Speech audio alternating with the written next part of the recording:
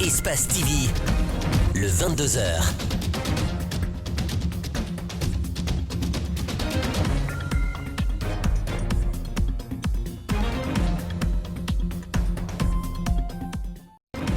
Vous êtes nombreux à attendre cette heure. Merci de votre fidélité au programme d'Espace TV. Bonsoir à tous. Au sommaire de ce 22h, on connaît désormais les 5 axes prioritaires de la feuille de route du gouvernement de la transition.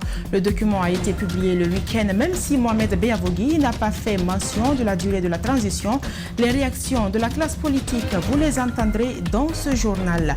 L'artiste King Alasco et sa maison de production Merlin Prod sont à couteau tiré. Alasco, dans une sortie, accuse le label de mauvaise gestion, une sortie qui fait réagir les internautes et la maison de production. L'angle de ce soir va nous conduire à Cancan, où la quasi-totalité des lampadaires installés sous le défunt régime est aujourd'hui inopérationnelle, faute d'entretien qui plonge du coup la ville dans le noir, une situation que regrettent des citoyens qui accusent Alpha Condé de n'avoir rien fait pour la ville lors de ses 2 mandats à la tête du pays. Et vous, voilà pour le sommaire, les détails c'est juste après cette virgule.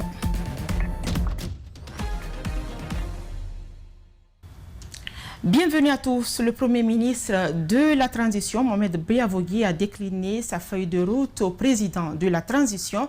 Ce week-end à Conakry, le document en question comporte 5 axes prioritaires. Bien qu'il n'ait pas publié, la durée de la transition et le délai d'exécution de ces grandes lignes n'ont pas été précisés dans la feuille de route. Fatoumata Bintabari pour plus de détails. Il s'agit de la rectification institutionnelle, le cadre macroéconomique et financier, le cadre légal et la gouvernance. 5 axes prioritaires de la feuille de route présentée au président de la transition. Mohamed Beavogui amorce par détailler les 2 premières orientations. Dès que le Conseil national de la transition aura été installé, le gouvernement mettra immédiatement en place un cadre permanent de concertation et de suivi pour identifier la nature et les modalités d'accompagnement. Le gouvernement poursuivra l'objectif d'une gestion rigoureuse de nos finances entreprises depuis l'avènement du CNRD avec la consolidation des équilibres macroéconomiques et financiers. Poursuivant, le Premier ministre décline le reste des orientations comme suit. La réforme de l'appareil judiciaire sera au cœur des priorités du gouvernement. L'objectif consistera à répondre aux aspirations légitimes des Guinéens à une justice indépendante, crédible et accessible à tous. À cette fin, le Conseil supérieur de la magistrature sera renforcé. Des actions de renforcement des capacités du personnel judiciaire seront entreprises et intensifiées, de même que le recrutement et le déploiement d'auditeurs de justice et d'élèves greffiers. La réhabilitation et l'extension de 4 centres hospitaliers universitaires régionaux à Kindia, Labé, Kankan et Zérékoré seront entreprises, ce qui concourra à renforcer notre système de santé, notamment le dispositif de réponse face à des chocs sanitaires conjoncturels comme la maladie à virus Ebola ou le Covid-19. Aucune date ne précise la durée de la transition et le délai d'exécution de ces axes prioritaires. Néanmoins, la formation du Conseil national de la transition, la rédaction de la nouvelle constitution et la mise en place de l'organe de gestion des élections sont les prochaines étapes à franchir par le gouvernement. La publication donc de cette feuille de route fait réagir la classe politique guinéenne. Pour elle, le gouvernement de transition ne devait pas se préoccuper du développement du pays, mais plutôt de la mise en place des préalables en faveur d'une élection libre et transparente. Ali Badara Kamara, Alseni Kamara ont rencontré quelques-uns, suivez leur réaction. La rectification institutionnelle, le cadre macroéconomique et financier, le cadre légal de la gouvernance sont entre autres principaux axes contenus de la feuille de route du gouvernement de Mohamed Beavogui. Une feuille de route qui ne fait pas mention du délai de la transition. Je voulais savoir aujourd'hui à travers cette feuille de route qu'ils nous disent quand est-ce la transition va terminer, qu'on nous donne l'agenda de la transition. Honorable Pépé Koulemou, président du parti Alliance du Renouveau National, estime que les partis politiques sont exclus du processus de la transition, d'où son doute de la crédibilité des décisions qui forment la feuille de route. Lorsque vous dites que nous allons procéder à la révision des listes électorales, il faut déterminer le délai. Lorsque vous dites aussi que le CNT c'est le CNT qui doit déterminer le temps de la transition, c'est un faux débat.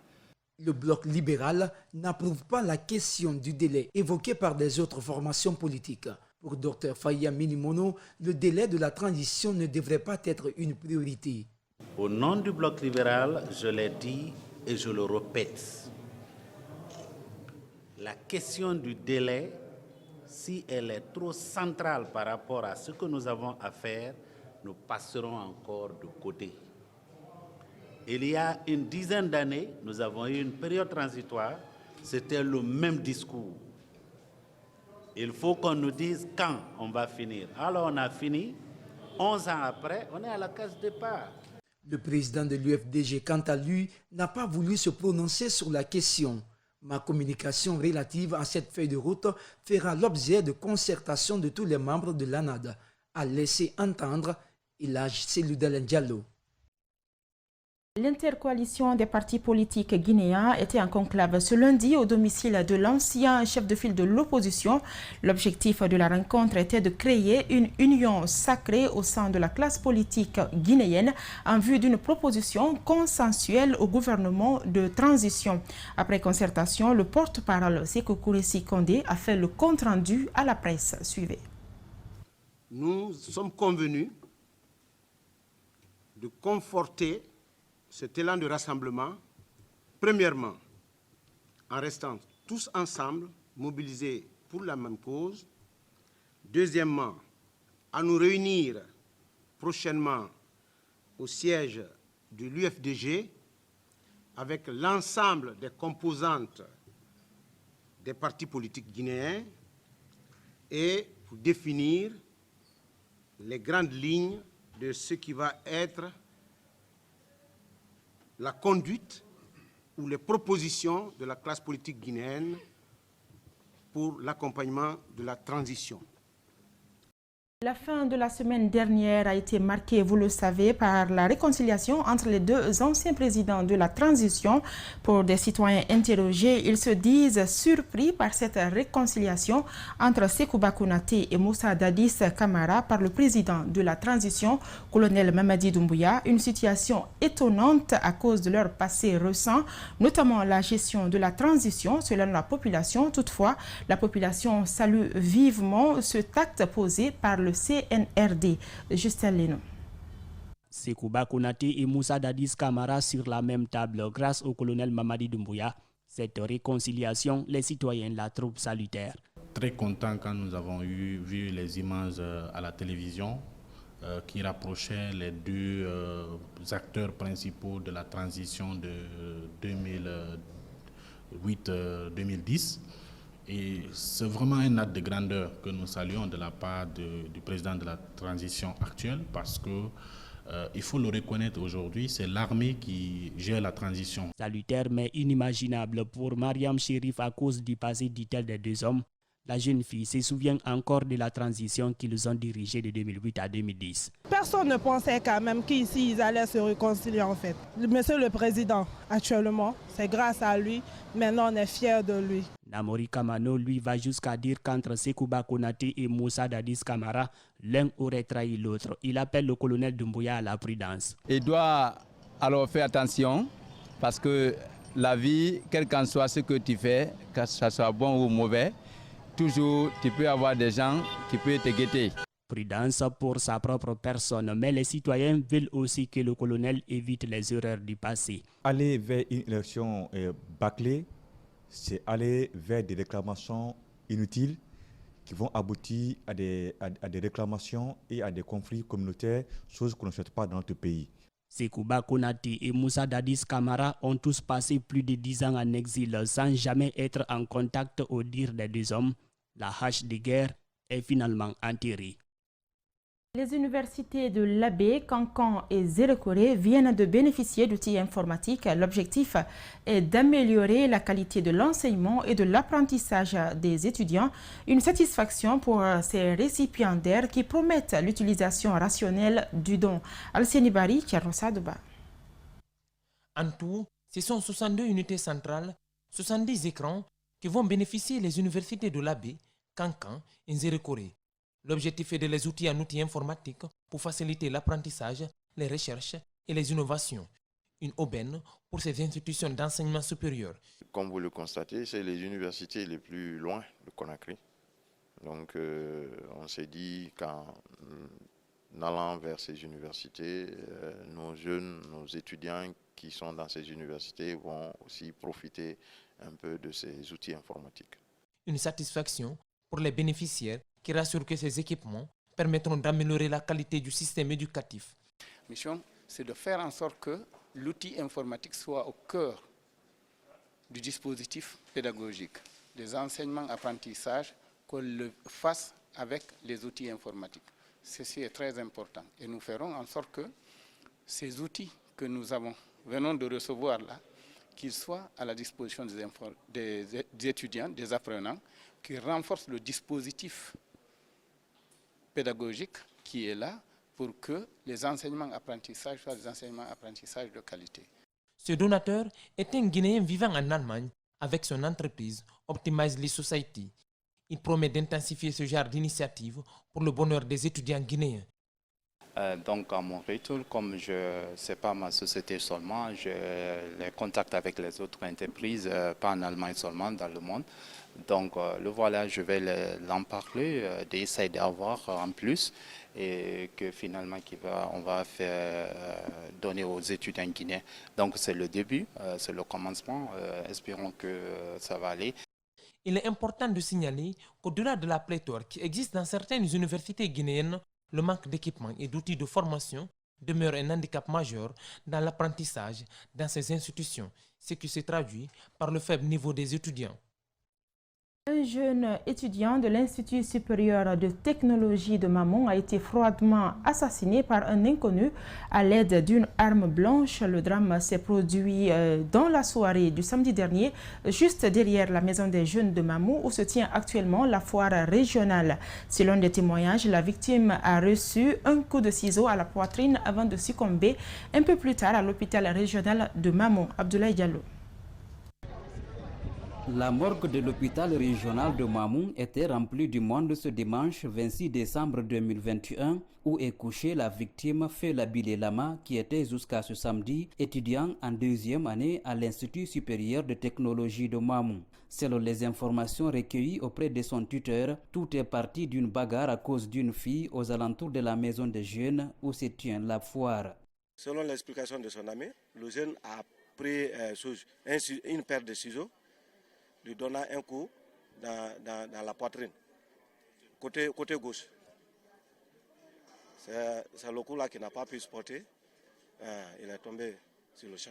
Face à l'insécurité dont ils se disent souvent victimes, les étudiants qui sont dans une profonde désolation demandent aux autorités que justice soit faite pour leurs amis. Les autorités, c'est de mener toutes les enquêtes. Parce qu'on ne peut pas imaginer un étudiant qui meurt dans un coin où les gens étaient arrêtés et ils n'ont pas pu donner, ils se disent qu'ils ne connaissent pas la personne. Donc nous voudrions que la justice soit faite. De leur côté, les autorités communales, préfectorales et régionales disent avoir pris des dispositions pour non seulement retrouver l'auteur, mais aussi sur les activités culturelles qui se tiennent dans la ville. Toutes les dispositions sont prises et les services de sécurité sont à pied d'œuvre pour rechercher les coupables. Donc si on continue à chanter, à danser, c'est qu'on n'a pas grandi cette âme. Donc toutes les activités sur instruction de la haute hiérarchie que nous allons exécuter, toutes les activités sont suspendues jusqu'à nouvel ordre. Le corps de Labilé Lama, âgé de 24 ans, célibataire sans enfant, qui était jusque-là étudiant de la 15e promotion à l'IST de Mamon, département CFM, sera rapatrié ce même jour dans la sous-préfecture de Palais, sa terre natale. Conflit entre les habitants de Kansingea, village situé dans la préfecture de Koya, et une société d'exploitation de granit au niveau de l'ancien site d'Anko 5. Ce lundi matin, les populations ont érigé des barrages empêchant toute activité de la société. Elles reprochent à l'entreprise de créer des fissures sur leurs maisons et des maladies suite à l'exploitation de la carrière. Boubacar Bari. C'est par ces slogans que les populations de Kansingea ont entamé leur manifestation ce lundi pour exprimer leur colère suite à l'exploitation du concasseur qui est à quelques mètres de leur maison d'habitation. Elles accusent la société qui exploite ce site d'être à l'origine des problèmes auxquels elles sont confrontées actuellement. Nous vivons dans un milieu où vraiment nous ne vivons pas en paix. Parce que la carrière nous empêche de vivre ici. Surtout l'environnement. Nos maisons sont gâtées. La poussière nous rend malades. Les personnes âgées, les enfants, tout le monde tombe malade. Nous voulons vraiment que cette carrière-là s'arrête. Concernant les fissures sur des maisons, ce directeur préfectoral de mines et géologie dans la préfecture de Koya dit que cela peut ne pas être dû à cette exploitation. Il avance une autre hypothèse. Les fissures ne sont pas forcément dues à l'explosion. Il y a beaucoup de facteurs qui rentrent dans la fissuration d'un bâtiment. Ça dépend du mélange souvent, ou bien si vous voulez, la qualité de l'ouvrier, la compétence de l'ouvrier. En croire Jacques Lewa Koivogui, lui et ses voisins ont mené assez de démarches auprès des autorités de la préfecture de Koya sous le régime Alpha Condé en vain. C'est pourquoi il demande l'implication désormais du président de la transition, colonel Mamadi Doumbouya. Commencez d'abord par le chef de quartier, commencez par le maire et le préfet. Moi, personnellement, j'ai parlé avec le préfet. Et vraiment, ils ont dit que bon, ils vont essayer de voir. Ils sont de voir parce que c'est pour minimiser la vie de la population. Parce qu'ils ne considèrent pas la population de Kansigia. Et nous voulons que vraiment qu'ils puissent vraiment qu'ils puissent s'intéresser à la population de Kansigia. Selon Abou Kamara, directeur préfectoral de mines et géologie dans la préfecture de Koya, ce sont ces populations qui ont d'ailleurs agressé le concasseur. Une information démentie par ces dernières. Mais en attendant qu'une solution soit trouvée, l'exploitation du site a été arrêtée. À Kokoudé, dans Bofa, l'entreprise chinoise SIM a barré une route communautaire reliant plusieurs localités. Le complexe hôtelier Les Jumelles a été complètement enclavé par cet acte incivique. Après 2 ans de bataille judiciaire, un accord à l'amiable a été trouvé. Les Chinois ont construit une nouvelle piste communautaire pour désenclaver le complexe hôtelier, mais en acceptant un tel compromis, l'État crée un précédent fâcheux. Mamadou Kalisso, Kierno Sadouba. Cette route communautaire qui reliait plusieurs localités n'existe plus. Les Chinois en ont décidé ainsi, sous le nez et la barbe de l'État. Après 2 ans de bataille judiciaire entre les Jumelles et l'entreprise chinoise SIM, un accord à l'amiable a été trouvé. Les Chinois ont construit une nouvelle piste communautaire de 2 km permettant de désenclaver le complexe hôtelier Les Jumelles. Elle a été mise en service ce samedi.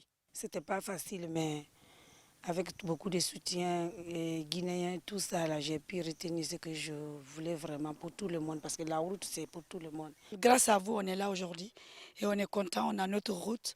Les gens peuvent rentrer tranquillement, sortir tranquillement, sans problème. L'occupation anarchique des voies publiques est un véritable problème dans les agglomérations du pays. À Kokoudé, dans Bofa, c'est toutes les structures étatiques qui ont démissionné. Si effectivement l'État avait aménagé, on n'allait pas trouver un conflit parce que tout le monde allait respecter ce qui a été déjà fait par l'État. Mais si on est en train de trouver des formules comme ça, c'est regrettable. C'est pourquoi je dis que nous sommes satisfaits aujourd'hui parce que nous avons pu éviter le conflit. C'est un regret que nous avons et on s'en réjouit du fait que la justice a finalement tranché en faveur de Mme Hassanatou, qui est vraiment une promotrice de la zone. Dame Hassanatou a certes réussi à désenclaver son complexe hôtelier, mais l'État vient de créer un précédent dangereux en permettant aux Chinois de barrer cette route communautaire. Professeur Alpha Condé disait en 2010 qu'il avait hérité d'un pays et non d'un État. J'aimerais bien savoir qu'est-ce que le colonel Mamadi Doumbouya, lui, a hérité le 5 septembre dernier. Selon les nouvelles tarifications, le transport sur le tronçon Madina km 36 en passant par Lansana barrage est fixé à 4 000 francs guinéens, mais malheureusement les chauffeurs prennent 5 000 avec les passagers, quelle que soit la destination. À cette pratique, les usagers trouvent de l'abus et de l'arnaque désespérée. Ils invitent le gouvernement à revoir cette situation. Le constat avec Aminata Wilsouma et Ibrahim Sori 5 Souma. Que ce soit direct ou pas, c'est 5 000 francs. Si le gouvernement baisse le carburant, nous aussi, on allégera le transport. Ces minibus en image sont en partance pour le kilomètre 36. Ce tronçon est payé à 5 000 francs guinéens par personne. Nous sommes à Madina, il est 9 h du matin. Les jeunes hommes et femmes courent tous pour arriver à leur destination. De Madina à Gbessia, ce tronçon normal est payé à 1 000 francs. Mais certains sont obligés de payer 5 000 francs pour ne pas manquer le rendez-vous. Quand on vient, on nous demande de payer 5 000 francs partout où on descend. Une situation que déplorent beaucoup d'usagers qui considèrent d'ailleurs cette pratique comme de l'arnaque. Au lieu de 36, ils nous coupent les tronches, ils nous disent vraiment Anta ou bien Sangoya. Pour les Anta, toujours 5 000. 5 000. Ceux qui font beaucoup forcer là, ils nous disent vraiment d'abompa. Ce que moi je peux dire à l'État de nous aider beaucoup à avoir vraiment des bis. Parce que s'il y avait des bis, peut-être il n'allait pas faire ce qu'il est en train de faire aujourd'hui ici là. Fasciné Camara dit avoir assumé son rôle tout en conseillant les chauffeurs sur cette pratique. À la question de savoir quelle lecture le syndicat a fait de cette situation, un membre nous répond. Non, il ne peut pas appliquer ça devant moi ici. Parce que dès le matin, je suis sur le terrain. Ceux qui vont à Madina, direct, 5 000 francs, les 5 tronçons. Le combat de la vie, c'est tous les jours. 10 000 francs n'est pas petit pour une commerçante qui ne gagne que cela pour la journée. C'est pourquoi ces citoyens désespérés lancent une invite au nouveau gouvernement pour sortir de cette situation. Interrogé donc, un des syndicalistes nie toute implication avec les chauffeurs des minibus.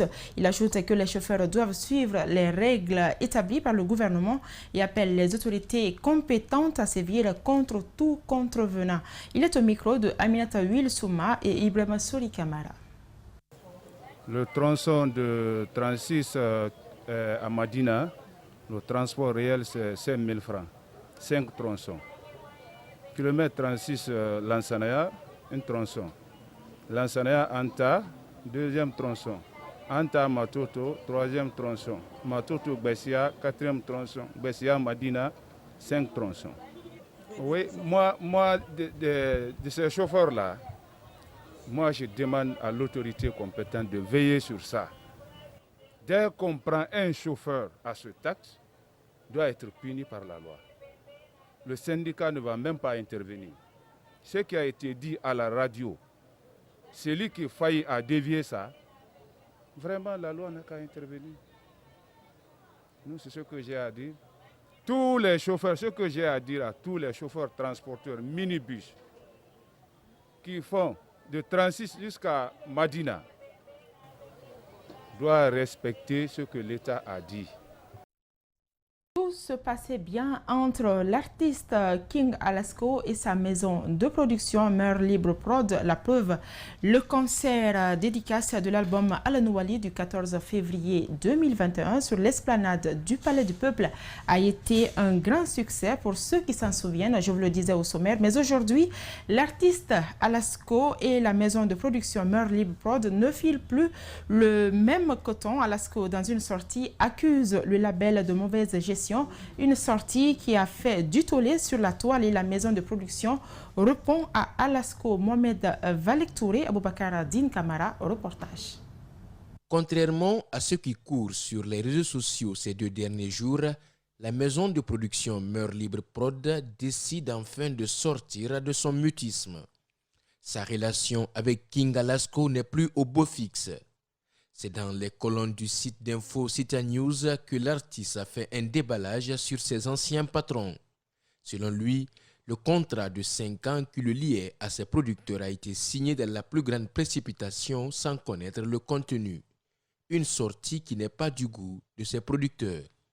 On a un accord de confidentialité sur 3 ans, ce qui nous a permis de discuter en profondeur de son contrat de production qui est là, qui est signé par Alasco, donc, qui est signé par Alasco et qui est signé par la maison de production. Pour des raisons juridiques, on voulait partager ce contrat avec vous aujourd'hui, le partager sur Internet. Mais pour des raisons juridiques, le conseiller juridique ne veut pas qu'on le fasse et c'est assez logique. Cette affaire qui oppose King Alasco et la maison de production Mœurs Libre Prod a sa vraie source. Il s'agit du concert de l'album Alanouali de l'artiste le 14 février passé. Un concert d'une grande réussite, Mais Alasco accuse la maison de production de détournement. Il n'aurait selon lui reçu que 25 millions de francs guinéens après son concert. La maison de production rétorque. Pour le prix de cession de ces droits, sa qualité d'exécutant des œuvres enregistrées, le producteur s'engage à rémunérer l'artiste Alasco comme suit. 1. Redevance de 25 millions sur le premier album. C'est ainsi. Ce qu'on a dit, ce qu'on a signé avec Alasco, on l'a respecté. Aujourd'hui, je suis très content parce qu'au moins, il n'a pas dit « je n'ai jamais reçu mon argent ». Le contrat qui liait King Alasco et MLP Prod est fini selon Moussa Mbaye.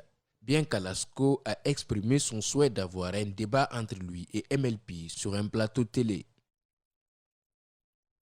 Le mouvement Rastafarisme de Guinée était face aux médias ce lundi à Conakry. L'objectif de la rencontre était, entre autres, de présenter le bureau du dit mouvement, mais aussi de lancer un message fort à l'endroit de la population sur la vie des artistes. On fait le point avec Aminata Massile Bangoura et Abdoulaye Kamara. Is God's name, Allah subhanahu wa ta'ala, who gives us everything freely. Jah! À travers cette conférence, le mouvement des Rastas de Guinée entend rappeler tous les enfants de Jah autour d'une seule idée, créer une union entre tous les Rastas du pays.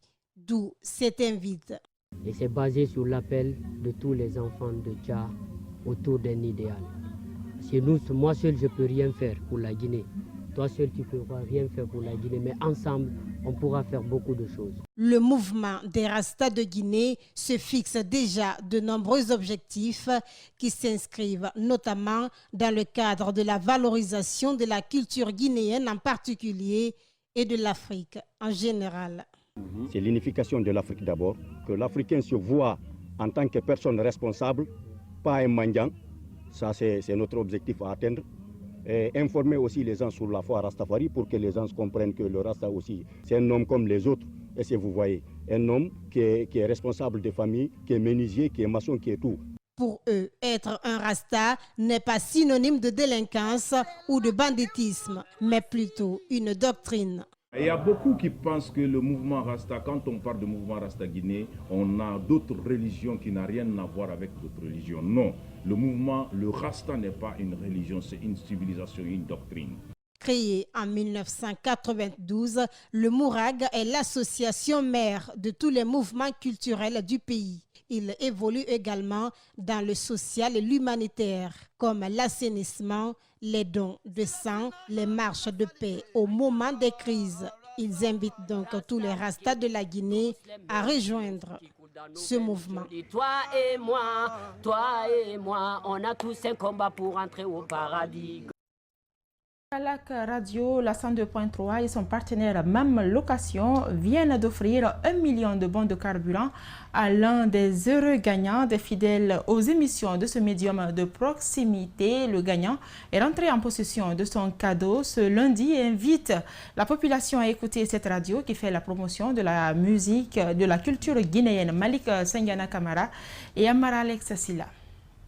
La radio culturelle du groupe Adafo Média récompense ses fidèles auditeurs à travers son partenaire MAM Location, une société qui évolue dans l'achat, la vente et la location des véhicules. Sur Kalak Radio, le jeu a été ouvert à tous les auditeurs pour rafler le cadeau d'1 million de bons de carburant. MAM Location a pensé aux fidèles auditeurs de Kalak Radio en ces fêtes de fin d'année en les offrant 1 million de carburant, de bons de carburant. Et le regagnant, bien sûr, est M. Diallo, comme vous pouvez le constater. Et nous disons que c'est un partenariat vraiment que nous souhaitons continuer avec Kalak Radio et toute l'équipe de Adafo Média. Et vraiment, nous sommes ravis aujourd'hui. Le gagnant, toujours fidèle au programme de Kalak Radio, est encore motivé à n'écouter que la 102.3. Avec ce cadeau, il pourra faire le tour de Conakry sans aucun souci de carburant dans son engin pendant ces fêtes de fin d'année. J'ai répondu à des questions très faciles. Comme j'écoute souvent Kalak Radio, je remercie la direction générale de Kalak Radio et MAM Location de m'avoir offert ce bon de carburant. Informer, distraire, mais aussi éduquer, le premier responsable de Kalak Radio promet d'autres surprises à ses auditeurs. C'est le moment pour nous de dire merci à tous ces auditeurs, merci au peuple de Guinée, merci à nos partenaires qui continuent donc à nous porter confiance. D'autres jeux vont arriver très bientôt également sur Kalak Radio, puisque pour nous, il faut toujours partager avec les auditeurs, il faut toujours partager avec le peuple. Le gagnant du jeu radiophonique invite la population à suivre toutes les émissions de Kalak Radio pour être informé et avoir beaucoup de cadeaux. La société EDACOM, à travers son produit Armanti, participe à la foire internationale de Conakry. Plusieurs produits de qualité y sont exposés dans un stand avec une équipe qualifiée et des produits de qualité. Les responsables vous convient à y faire un tour. Mariam Fodé Camara commente les images de Mohamed Kapelosila. La société EDACOM, à travers sa branche Food Armanti, continue la vente de ses produits à la foire. Ces produits de qualité sont vendus à moindre coût pour une meilleure accessibilité à tous. Le café Armanti, le carton que vous voyez est vendu à 52 500. Donc il est très bon pour le café. Et nous avons le corned-beef Armanti. La petite boîte est vendue à 7 000. Nous avons également la grande boîte qui est à 10 000 francs, qui est vendue exclusivement ici à la Foire internationale de Guinée à 10 000 francs. Et également pour les femmes qui font de la cuisine, celle qui veut mieux préparer, faire une bonne cuisine pour son mari, je vous invite à acheter la tomate Armanti. Voici la petite boîte qui est à 2500. La grande boîte est à 40 000 francs. Le promoteur de ces produits du côté de la Foire internationale de Conakry invite les visiteurs à faire un tour dans son stand pour se procurer des produits Armanti. Ça, c'est du beurre margarine. Pour un bon déjeuner, venez déguster notre produit. Ça vous fera plaisir. C'est la qualité qui parle. Tout le monde est invité à acheter la margarine Armanti. C'est le meilleur produit sur le marché actuellement. La société EDACOM expose plusieurs produits Armanti dans son stand. La société, à travers sa branche Food, rassure de la qualité de ses produits. Le journal se poursuit à présent notre angle.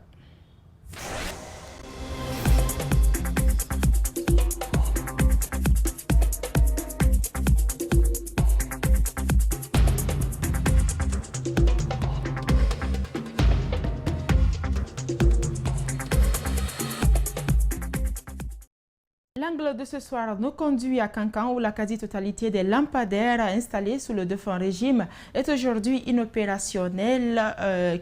Du coup, la ville est plongée dans le noir, une situation que regrettent des citoyens qui accusent Alpha Condé de n'avoir rien fait pour la ville lors de ses 2 mandats à la tête du pays. C'est un grand format que nous signe ce soir Alphomar Koïta, notre correspondant sur place. À voir dans la journée, les lampadaires, au-delà de l'esthétique qu'elles offrent à la ville, donnent aussi l'impression aux passagers et usagers que l'obscurité est devenue un lointain souvenir pour la population de Kankan. Pour comprendre le vrai visage de ces lampadaires, il faut attendre que la nuit tombe. Des fois, ça allume à 19h30, sinon 40 comme ça. Mais si ça allume à 3 minutes, 5 minutes comme ça, ça finit. Bon, si ça a été à 19h là maintenant, sauf à lendemain. Au jour d'aujourd'hui, si Kankan vit dans l'obscurité, c'est vraiment regrettable. Ces lampadaires ont été installés à travers toute la ville, je parle de Kankan. Il y avait 1000 et quelques, parce que c'est moi qui ai numéroté tous les lampadaires de la ville de Kankan, quand nous étions en délégation spéciale. Mais comme vous savez, la Guinée, on débute très bien, on termine très mal. Aujourd'hui, c'est l'obscurité totale. L'extinction des lampadaires. Ce conseil communal impute la responsabilité aux voleurs et à leurs prédécesseurs. Avant la finition de la délégation spéciale, il y a eu des batteries qui sont venues en grand nombre. Mais certains groupes de malhonnêtes, près de 300 batteries, ils les ont camouflées. Donc si Kankan est dans l'obscurité, on ne peut qu'en vouloir à nous-mêmes. Ce n'est pas maintenant cette mairie qui est en place qui est responsable des vols des batteries. Et hormis ça aussi, il y avait des individus, des singletons qui montaient sur les poteaux, volaient les batteries.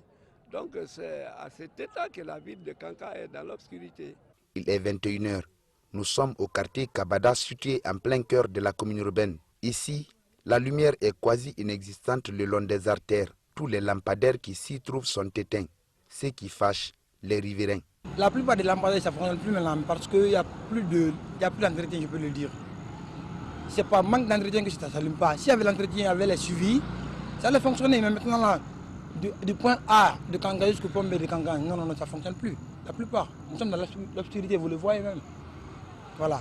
Moi, je suis là pour un siège, mais je vois tout Kankan, nous sommes dans le noir. Kankan, il y a premier et deuxième capitaine. On a divisé le montant. On dirait que Kankan n'est pas la deuxième ville du pays. On est dans le noir total. C'est comme si on n'a pas de maire ni de responsable de jeunes. Monsieur le maire, on a voté pour toi pour pouvoir changer l'image de la ville. Hélas, on n'a ni de courant, ni de l'eau.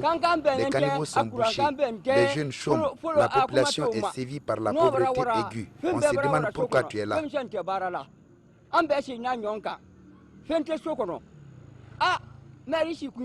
Antoine Dobo-Guilavogui estime que ces messages des citoyens n'ont pas été destinés à la bonne personne, car selon lui, la mairie n'est pas du tout en mesure de réparer aujourd'hui ces lampadaires. Même vers Ballonné, il y a eu des nettoyages. Sur l'autoroute sectorée, il y a eu des nettoyages. Mais on ne peut pas supporter le coût. C'est extrêmement cher. Pour la soixantaine, les 10 ans de gestion d'Alpha Condé n'ont pas profité à la population de Nabaya.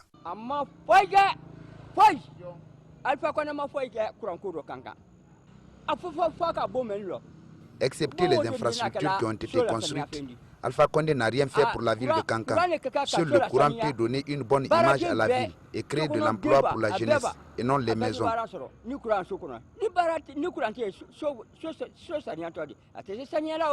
Plus loin, Talibi Sissé et Koursi Nyadjou mettent cependant ce manque de courant à Kankan à l'actif du président dessus. La population, bien sûr, on a voté pour le professeur Alpha Condé, mais ça a été du espoir au niveau du courant. Ça, je peux le confirmer. Alpha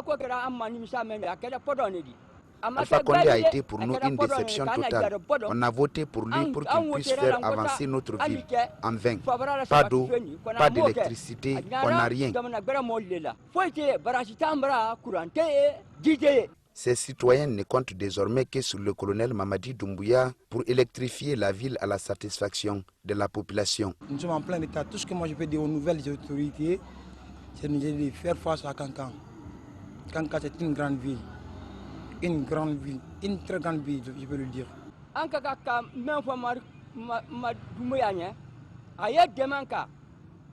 Nous demandons au colonel Mamadi Doumbouya d'aider Kankan à nous sortir de cette obscurité en construisant un barrage pour la ville. Le secrétaire fédéral de l'IFDG indique par ailleurs que seul un barrage hydroélectrique pourrait électrifier la ville de Kankan. Si ça ne dépendait que moi, c'est de faire face à Kogbedu. Si Kogbedu est fait, Kankan est dans la fierté. Sinon, au jour d'aujourd'hui, si on doit compter sur les lampadaires, à l'heure là, la mairie ne peut plus même supporter. Parce que plus de 1000 et quelques batteries, vraiment, ce n'est pas facile.